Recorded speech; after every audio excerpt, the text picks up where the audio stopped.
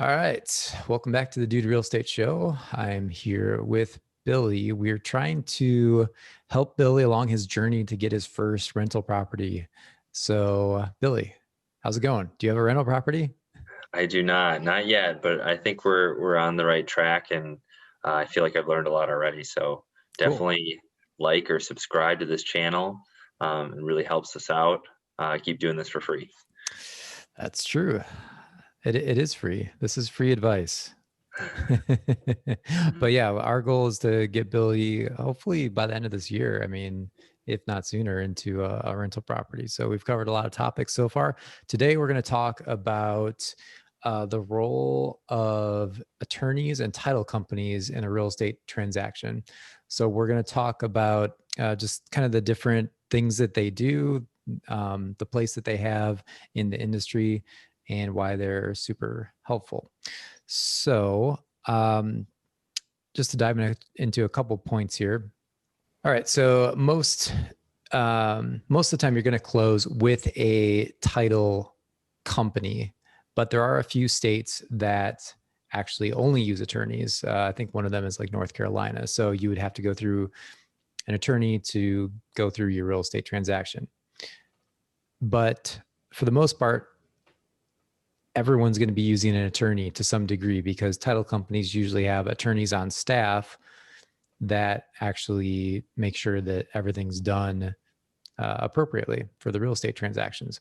So when you get a property under contract, one of the first things that will happen is, besides like a home inspection and that kind of thing that we've talked about before, is that the contract will be sent to the title company because they need to know what transactions are coming in down the pipeline because they'll have to prepare for that closing. And let's just say if it's a finance transaction, it's probably going to be around 6 weeks, something like that. So you send them the contract, or your real estate agent sends them the contract.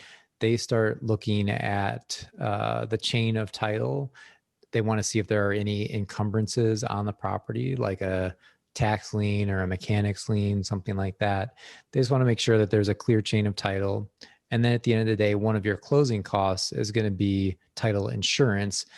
And if the title company is offering title insurance on the property, that means that even if they miss something, they are insuring over your property that everything will be okay. So in case there was an encumbrance, let's just say that there was like a tax lien of $20,000 on a property you bought, but it was under the previous owner's name, you are not responsible for that if you have that title insurance in place.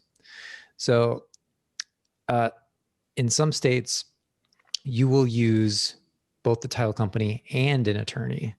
Mm-hmm. So you might have an attorney you pay $400 or $500 a flat fee, which I would highly recommend. If you're going to use an attorney, make sure that they're only charging a flat fee. You don't want to be charged hourly because that can get out of hand. You're also going to want someone who does probably at least 50% of their business is real estate. So they're experienced in the real estate closing process. They have relationships with the title companies, things like that. At the end of the day, though, you don't have to use an attorney. I think if you're new, and especially if it's a new market, you probably should use one. It's just kind of like another layer of protection. I think it's worth it, to pay a few $100 to have that extra layer of protection to make sure that all the T's are crossed and the I's are dotted. So, but in some areas, it just depends. It's usually geographical. Like some areas have a typical MLS. And so Mm-hmm. within that MLS structure, there's usually a certain chain of events and a certain way of doing things. So if in that area people use attorneys, you're probably just going to use an attorney. Your Mm-hmm. real estate agent will probably recommend one, or maybe you have one. But then in other areas, it might not be the case. And so you're just going to use the title company, but you can always still use an attorney.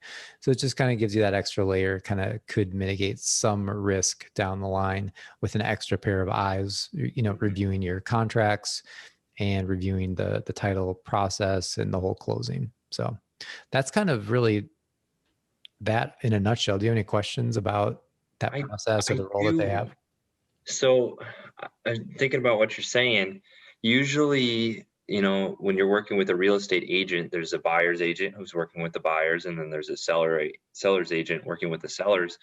Who is the title company working for? Is it just a middleman, or are they specifically for the seller or the buyer? In a sense, they're working for both. Mhm, So they're gonna, let's just say there's a purchase contract. That mhm, purchase contract is between both the buyer and the seller. And mhm. so they want to make sure that everything comes together, because the title company is not really going to get paid Unless, unless it closes. And so they're there to kind of problem solve some stuff, because something always comes up. yeah. And so they're there to kind of push papers around, and but make sure that the chain of title is correct.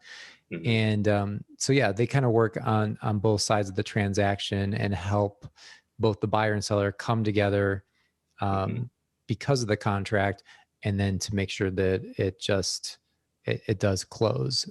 So at the end Sure. of the day, then everyone wins, because the Mhm, buyer gets what they want, the seller gets what they want, title company gets paid, attorney gets paid, real estate agents get paid. So a mhm. lot of things have to go all the way to closing. That's why everyone's kind of working together. There are a lot of parties working together to get to closing, because many of them don't get paid unless that actually happens.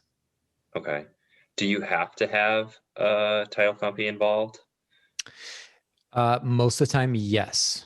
Like I said, there are a handful of states that is not Mhm. the norm. So there are a few states like North Carolina that you're going to use an attorney.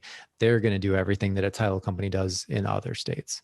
Okay. But for the most part, in most parts of the U.S., you're going to close and use a title company. And title companies are your friends. I mean, they are in the business of real estate transactions. They know what they're doing. Mhm, And at the end of the day, you want to have good relationships with your title companies as well, especially as an investor, because as you get to know them, you can find your favorite title company. If you have some good experiences or some good relationships there, you can just essentially, once you get a property under contract, you can just email them the contract, be like, hey, here it is, and they can see everything in the contract. We're closing, in 4 weeks. It's a cash deal, mhm. and just let me know everything else that you need me to get to you. And so they're your friends at the end of the day when it comes to the transaction process. They're going to tell you everything you need to get to them. They're going to kind of be that middleman in between the buyer and seller. So if they Mhm. need something from the seller, they'll go to the seller and say, hey, we need these documents signed, or we need this or that, or from the buyer, we need the earnest money by this date, things like that. So they're very helpful, and they're there to help make the process go as smoothly as possible. Got it. Is it pretty common that they do offer like a warranty on the, or like insurance on your title? Does I don't know how to ask that, but Yeah, essentially in I in, picture it in as a my in warranty. my experience, there's going to be title insurance on every transaction, Okay. because you want that protection as a Right. buyer, that there are no additional issues with the property, like that there are no encumbrances, that the plat of survey is what it is, that there's no like boundary disputes, things like that. And so they'll insure over these things so Mhm. that's not an issue in the future. So that you're covered. So yeah, there's typically gonna be that. I suppose if you want to take the risk, you could waive that, and that would save Yes. you maybe $1,000 or something like that. But I don't think that's worth it. No, that seems risky. Right. Yeah. Yeah.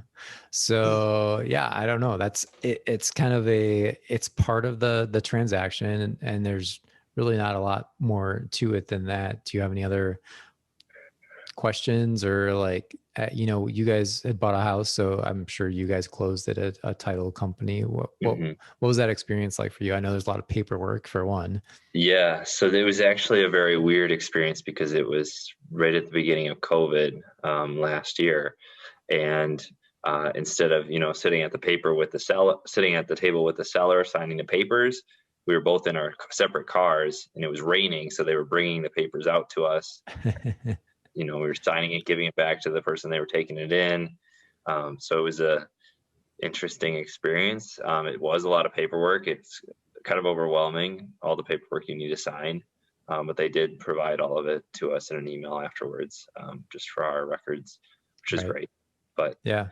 yeah, it's kind of like, I guess I picture them being like the the paper pushers to make sure everyone's crossing their T's and dotting their I's. So Yeah, that's kind of how I view it. I mean, I don't like paperwork, and so I would not do well in their position. But uh, yeah, they know exactly what paperwork is required, and a good title company can kind of go with the flow too, because things always come up. So mm, sometimes at the closing table, all of a sudden something pops up. It's maybe a little bit of a surprise, or something is a little weird with financing or whatever else, mm, and they're able to be like, okay, well, this is how we approach that. This is how because a closing can take a while, especially there's financing involved and you're waiting for the wire to hit or whatever it is. It can take yeah, a few hours sometimes. Ideally it takes hour and a half, something like that, but sometimes it can go a little longer, but that's because they're helping to solve these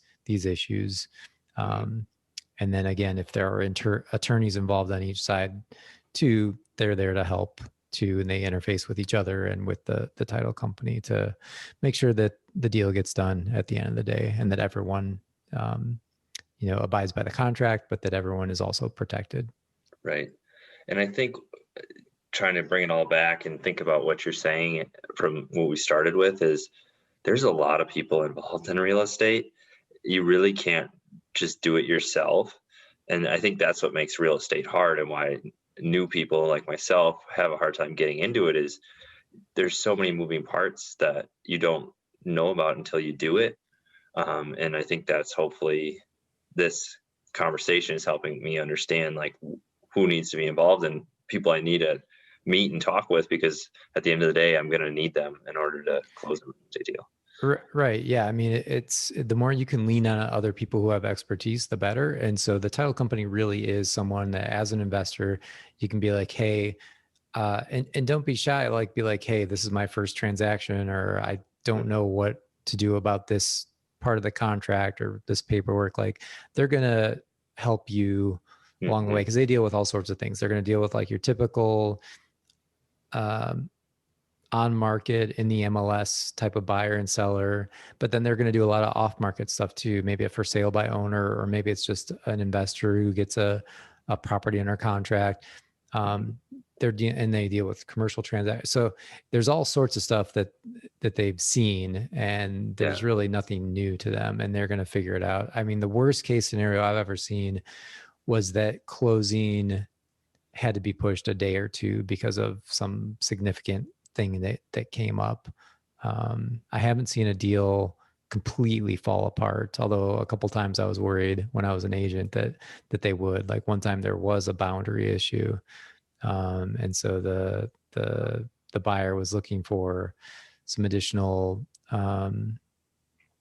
money because of that. The seller said no, and they just had to agree, if they wanted the property, that they would just have to figure it out. So um, again, but in that situation, I had advised my client to get an attorney. He's like, no, I can read all the paperwork. I was like, well, I really do advise that you get an attorney. It's going to make your life easier. And he didn't have an attorney, and so at closing he really didn't know what to do, and he had no one on his side. The other party, the seller, had an attorney, and Mm-hmm. so the sellers were in a much more powerful position at that point, because you're dealing with basically attorney versus just a buyer without any type of representation. Yeah. And I can't act as an attorney as an agent, because Mm-hmm. I'm not an attorney. So there are certain things your agent can and can't do as well. So that's why I just usually advise people, get an attorney. It's a few $100. You get that extra level of protection there, and some more eyes on the documents. Yeah. Good Cool. stuff. All right. Well, that's going to do it for today, guys. We'll see you in the next video.